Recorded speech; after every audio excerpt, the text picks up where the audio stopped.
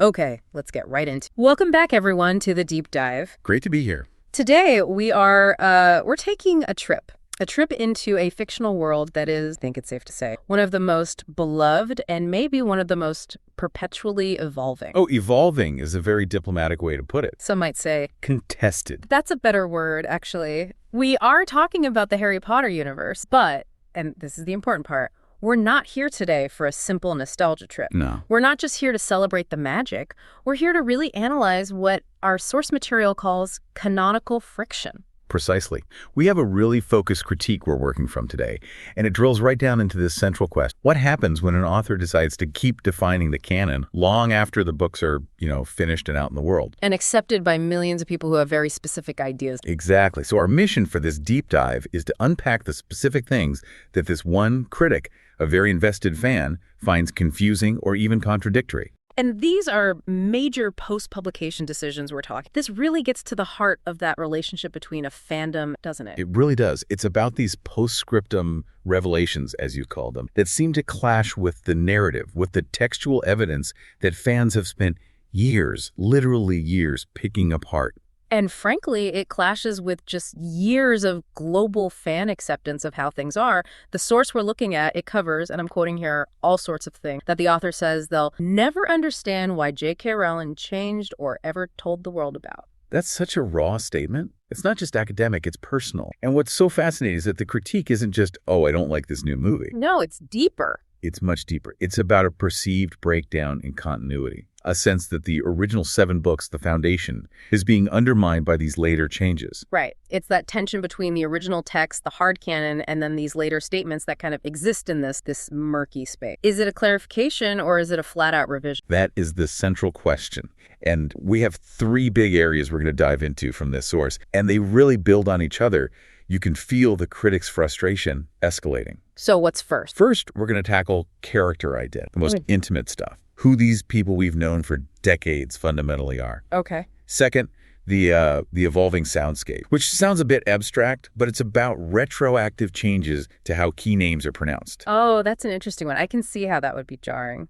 And finally, we'll look at the new canonical works themselves, things like The Cursed Child and the Fantastic Beasts screenplays, and whether the critic sees them as legitimate additions. So it's a whole inventory of canonical grievance. That's the perfect term for it. And it really highlights how hard it is to manage a massive, beloved world when the creator wants to keep tinkering with details the audience thought were already set in stone. Yeah, because once you break that trust in the continuity... You risk everything. You risk the audience's willingness to go along with you on future journeys. Okay, let's jump in then. Section 1, character identity. This feels like the right place to start because for our critic, this is where the betrayal of the text. So let's start with probably the most famous, infamous retroactive statement. It's about Albus Dumbledore. Our source material lays out this profound confusion from the critic about the claim that Dumbledore, and they use the word supposedly gay. And that word supposedly is doing so much work. It's not denying it, but it's questioning the foundation of the claim. Exactly. The critique is so specific. It's not about whether the identity is valid, it's about the textual evidence, or really the lack of it. The argument is about narrative responsibility, right? If this is a core truth of this incredibly important character, the critic asks why the author didn't try, and I'm quoting again, in some way to show that he was in a relationship with a man, or at least was in love, literally in love with someone. That phrase, literally in love, just jumps off the page. It's a demand for proof, for explicit, on-the-page romantic affection, not just hints or subtext that you only confirm in an interview 10 years later. Yeah, the critic is essentially saying this is too important to leave off screen. For a character as central and complex as Dumbledore, this kind of foundational truth can't just be an add-on. And for this critic, it isn't just about representation, which is a whole other huge cultural debate. For them, it's about narrative integrity. If this was his core truth, why was it completely absent from the page, even in his moments of deepest personal reflection in, say, Deathly Hallows? And that brings us directly to the one emotional connection the books do confirm, his relationship with Gellert Grindelwald. Right. The critic fully acknowledges this. They mention Grindelwald and everything that happened between them. They know it's the source of Dumbledore's deepest pain and regret. The duel, Ariana's death. Yeah. All of it is undeniably central to his backstory. But, and here's the crucial point, for them, this is where they draw a line on what that connection is. This is the core of their frustration, I think. It is. They argue that having a strong, even a life-shatteringly intense connection, one that involves shared ambition, ideology, and then massive heartbreak, that doesn't automatically equal romantic love. Their exact words are that people can be very good friends without being in love with each other. And that raises this huge question about the author versus the reader, doesn't it? If the author intended it to be romantic, but the text itself only gives you evidence of this profound, toxic political friendship. Is the author's statement years later enough to just rewrite how you read it?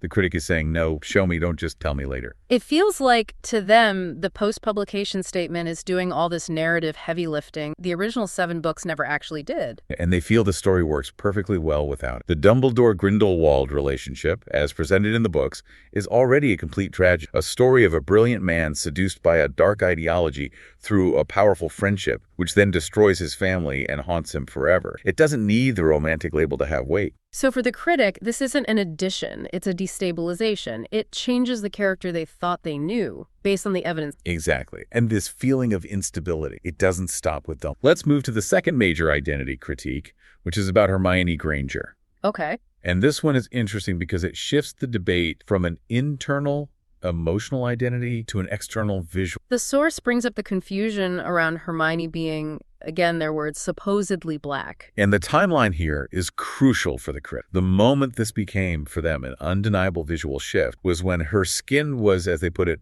blackened in the play Harry Potter and the Cursed Child. Right, the play that was marketed as the 8th. And that was the first time an official, non-fan depiction of Hermione explicitly broke from what everyone had seen for a decade. For the critic, that was the moment a retroactive change was launched. But then this creates a huge continuity problem for them when they look back at all the other official media the author was clearly involved with, endorsed. This is their central question. If Hermione was always intended to be black, as some have argued based on the limited physical descriptions in the books. Then why was the author, and I'm quoting, okay with Emma Watson playing her in the movie? For a decade, the acceptance of Emma Watson, who is white, established a visual canon. It defined the character for a whole generation of fans. And the critic doesn't stop there. They bring up even more recent casting to reinforce the contradiction. They specifically mention the HBO Max remake and that girl, Arabella Stanton, who played her. Okay, so a bit of context for you listening. This Arabella Stanton seems to be a reference to either a rumored or fan casting choice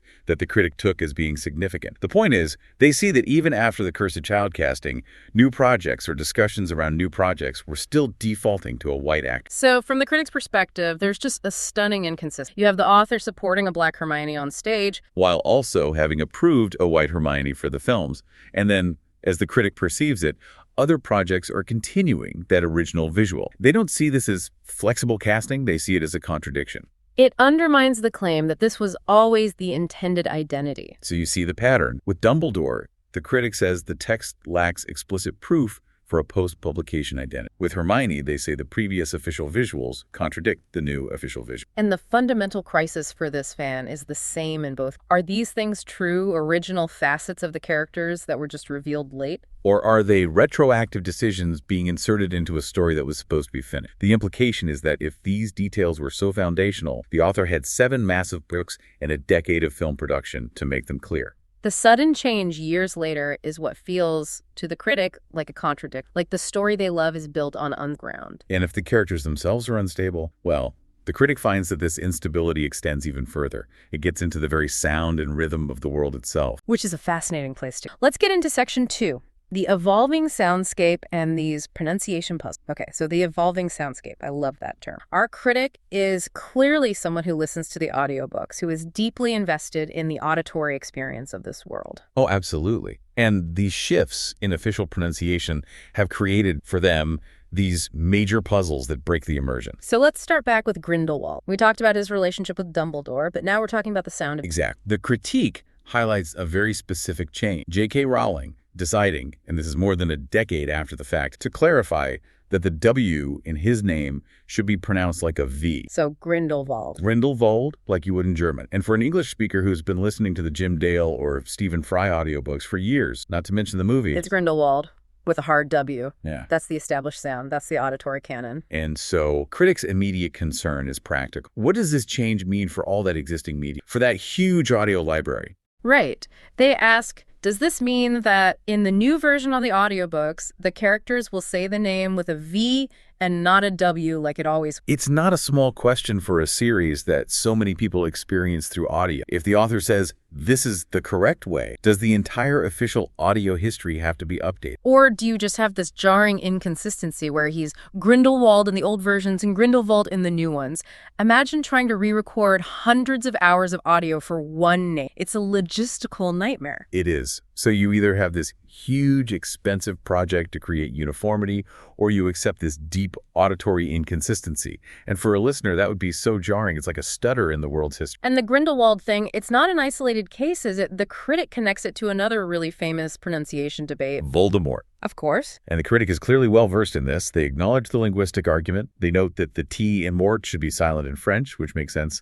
Voldemort, flight of death. So it should be Voldemort. Technically, yeah. But in the movies, it's always Voldemort. The T is pronounced. And the critic's confusion here isn't about the French root. It's about the timing of the correct. Why is this being clarified many years after the books came out? They even wonder, kind of cheekily, if the author forgot how to pronounce the name correct. Right. It goes back to that issue of perceived consistency. If the names were always meant to be said a certain way, why let the standard media pronunciation, the one used by actors, by audiobook narrators, the one accepted by millions, go on for so long only to correct it on Twitter years later? It just feeds the critic's sense that these are revisions coming from outside the original creative process, not clarifications of a long-held plan. And it's not just the big villains. The source points to a much more specific and maybe obscure character name change that shows these shifts are actively happening. This is a real deep cut, but it's so telling. Florence the Centaur. From the first book. Right. And the source points out that in the new audiobook version of that first book, the narrator does not pronounce the E in his name. So it's not Florence, it's more like Florence. So they just dropped a syllable. They dropped a syllable. And the critic's point is that it's now pronounced as if it's always been that way. This is the new auditory canon being established for a character who, yeah, he's minor in book one, but he comes back later in a much bigger way. And that's the key, isn't it? Why does this small change matter so much? It matters because of immersion and amplification. It might be a tiny change in the first book where he's on screen or on the page for a few minutes. But if that pronunciation is now locked in for the new audio canon, it's going to be amplified hugely later on. The critic even notes how fast these new pronunciations are catching on in the fan. They do. They mention a specific YouTuber, Morgan Ross, who apparently now pronounces Grindelwald with a V and Florence without the E. It shows how quickly these official changes get adopted and start to push out the old familiar sounds. It accelerates that feeling of revision. And all this leads to the critic's very specific anxiety about the future audiobook, particularly the fifth book, Order of the Phoenix. Which is the longest book by far. A massive time commitment. And crucially, it's the book where Florence becomes a teacher instead of Trelawney. His role gets so much bigger. So the fear is? The fear is having to listen to this new, unfamiliar, jarring pronunciation of his name hundreds of times over hundreds of pages. The critic says, and you can just feel it, that this change is going to really piss my... I get that. It would completely take you out of the story, a story you already know by heart, and suddenly this one character's name wrong. It becomes an auditory obstacle. This whole section just underscores that delicate contract between a creator and their audience. Once a world is audibly established, whether it's through films or the original audiobooks, going back and correcting the sound feels like a violation of that immersion. It feels less like a clarification and more like a disrupt. And the world's stability is now compromised not just visually and textual, but sonically. It's a progressive erosion. If the core identities are already being questioned, your foundation is shaken. Now the very sound of the world is changing too. So where does that leave us with the new stories themselves? Let's move on to the actual new media and the format they were delivered in. Okay, so we've talked about the characters and the sounds. Now let's talk about the new stories. Section 3, expanding the universe. This is where things get really challenging. When a series that was defined by a specific format, the novel, says, actually, we're not done. Right. And we have to start with Harry Potter and the Cursed Child. The eighth story. The eighth story. And the critics' central question about its legitimacy is just so direct. It cuts right to the heart of the whole canon debate. They ask, does the author really think this is book 8 of the book? It's not about whether the play is good theater. It's about its canonical weight. Can it really stand next to those 7 incredibly detailed novels? And for the critic, the immediate problem is the format. How can a 2-part stage play script, which is mostly dialogue and stage directions, and lacks all that deep internal monologue and rich descriptive prose that define the original series, how can that possibly be book 8? It's a philosophical critique of the medium itself. The critic is basically rejecting the idea that the story's importance can survive that jump from novel to script. And from there, The critic immediately starts speculating about the motive. If it's not a real book, why call it Book 8? And they land on the most cynical explanation. Money. They raise the possibility that the author only said it was Book 8 because she wanted to make more money, that branding it as the official continuation would drive sales of the script book. But then, and this is what makes this critique so interesting, they immediately complicate their own argument. They provide a counter. They do. They express serious doubt about that financial motive because they point out the author is the first billionaire author in history. So the idea that she needs the money feels a little thin. In the critic's mind, that changes everything. Financial desperation can't be the driver. So they conclude that she's not someone who would do something stupid like that to make money on something so stupid. That phrase, something so stupid, wow, it's really telling. It is. It shows their deep disdain for the work itself, but it also deepens the mystery for them. If it wasn't for money, then the decision to call it Book 8 must come from a genuine belief in its narrative importance. Which the critic clearly can't accept. Right. So they're stuck. They're trying to reconcile this thing they see as a canonical blunder, the format, the plot, with the author's stature. There's an integrity gap for them between the gravity of calling something Book 8 and the medium it was delivered in. And this critique of the format doesn't stop with Cursed Child, does it? It extends to the other major expansion of Earth. Fantastic Beasts and Where to Find Them. Now, the source is clear here. They say they like the first movie, so the problem isn't the movie itself. No, the problem, again, is the author's decision to write the original story as a screenplay instead of as a traditional novel. It's the same format preference. The critic wants the novel, the medium that defined the series, to be the vehicle for all major foundational story. The format is tied to legitimacy. And their argument is all about narrative integrity versus media format. The source says it very clearly. If the potential plot for these movies is that important to her, and we're talking about Dumbledore's history, Grindelwald's rise, a global wizarding war. I mean, that's huge stuff. It's massive. Then she should have written them as regular books. The critic believes a story of that significance deserves the immersive, detailed prose of a novel, not a screen. And they have a particular issue with the fact that the screenplays were then published as books. Yes, the critique is that they were written as scripts first and then turned them into regular books as if they were meant to be. The critic feels like they're being sold something that's pretending to be a book. It's a script, printed and bound, but it doesn't have the descriptive quality, the depth of character, the world-building detail that they expect from a Harry Potter book. It feels secondary, like the narrative was conceived for the screen first, and the book version is just an afterthought, a piece of merchandise. So it's a fundamental disagreement over how new stories should. The critic feels the format itself is compromising the narrative integrity. But you can see how this all connects. The identity retcons, the pronunciation shifts, and now the script formats, they all feel, to this critic, like they detract from the original, solid, novel-based integrity of the world. And when you start adding all of this up, structural changes, the auditory changes, the identity revision, the emotional cost for a dedicated fan must be enormous. And that brings us to the compound effect of all these. So now we get to the part of the critique that really ties it all together. Section 4, the compound. This is where we see how all these intellectual disagreements have led to genuine disillusionment for the fan who wrote this. Yeah, this is where it gets personal. The critic lists two specific things they desperately wanted for the series' future. These weren't just idle hopes, these were their big fan dreams. And what were they? First, a Harry Potter TV series. A long-form adaptation that could add new depth and explore things the movie skipped. A lot of fans want that. A lot of fans want that. And second, audiobooks with a full cast, a really immersive audio drama experience moving beyond just a single narrator. Both of those sound like amazing projects that would really enrich the world. They do, but according to the source, both of these dream projects have been ruined by the accumulation of all the changes we've been talking. So it's not just that they haven't happened, it's that the current state of the canon, with all its messiness, makes them impossible for the fan to... Exactly. Think about it. A TV series would have to make a definitive choice about Hermione's race. It would have to decide how to portray Dumbledore's relationship with Grindelwald. It would be forced to commit to these retroactive changes. And a full cast audiobook. Would have to use the new pronunciations. You'd hear Grindelwald and Florence over and over again. The foundation for this critic is just too shaky to build these big new projects. And this widespread disappointment seems to get crystallized around one specific cast. Yes, this one choice, when combined with all the other grievances, becomes this symbol of the aesthetic compromise. The source names the casting of Axiato as Snape as a contributing factor. Now, we should probably add some context here. Axiato seems to be a hypothetical or a rumored casting choice that our critic has latched on. The name itself isn't as important as what it represents. The critic is suggesting that this specific casting choice for Snape, whether it's about his look, his age, his acting style. When you add it to the identity retcons, the auditory changes, the format decisions. It's the final straw. It's the final straw. It's the one thing that ruins both of them, both the TV series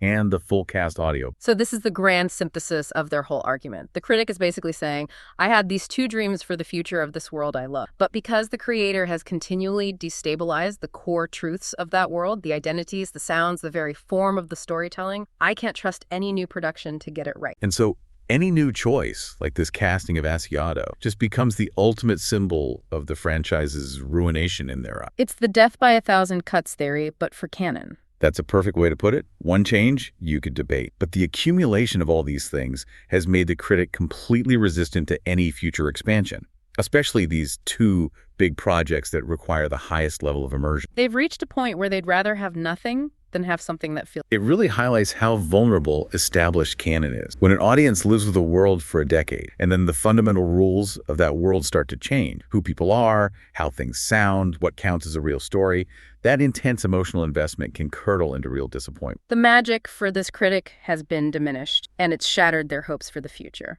That's a really powerful summary of what the source presents. It's a deep, personal, and tragic story of disillusion. So after all that, what does this mean for you listening at home as a fan of any complex fictional world? We've just done a deep dive into the source material that chronicles really profound frustration with how the Harry Potter canon has evolved. Let's do a quick recap of those points of contention, because they really do teach us a lot about how these massive properties are managed. Or mismanaged, depending on your point. Or mismanaged. First, we had the character identity retcon, the demand for actual textual proof of Dumbledore's sexuality, and the huge contradiction the critics saw between the cursed child depiction of Hermione and the long-established film cast. Right. And the core issue there was authorial intent revealed years later versus the actual evidence in the text. Then we had the auditory revision, the W to V in Grindelwald, the silent T in Voldemort, the no E in Florence, all creating this weird disconnect where the very sound of the world is being retroactively changed. Making any kind of audio continuity a complete minefield bookly and emotionally for... And finally, there was the challenge of accepting new media, the critique of Cursed Child being called Book 8 when it's a script, and the general preference for detailed novels over the screenplays used for Fantastic Beasts. The medium, for the critic, was compromising the message. And it all culminates in that feeling that the cumulative effect of all these changes has ruined the future. It's poisoned the well for the fan-desired projects, like a TV series or full-cast audiobooks. The integrity of the universe feels so compromised that they just can't accept any new official work. The big takeaway here is that when a beloved world expands, the creator really has to tread carefully. At what point does an author's evolving vision, or maybe commercial decision, start to clash irreparably with the canon that the audience has understood and accepted for years? This critique suggests there's a definite point of no return, a point where changes stop feeling like revelations and start feeling like damaging revisions. So now you have a much clearer picture of the grievances that can exist at that complex intersection of creative continuity, fan investment, and commercial expansion. It shows that managing a huge property isn't just about writing good news stories. It's also about maintaining a certain reverence for the established facts of the old. And that leaves us with one final provocative thought for you to consider as you go about your day. If an author revises key details of their world, a character's identity, the pronunciation of a name decades after the original story was published, how do you, as a loyal fan, confidently distinguish between genuine, long-planned intent that was just revealed late and a retroactive adaptation of the narrative that might be driven by commercial needs or even changing culture? Where is that line between clarification and revision, and who ultimately gets to draw it once the books are closed? Something profound to mull over. Thank you for joining us for the deep dive. We'll see you next time.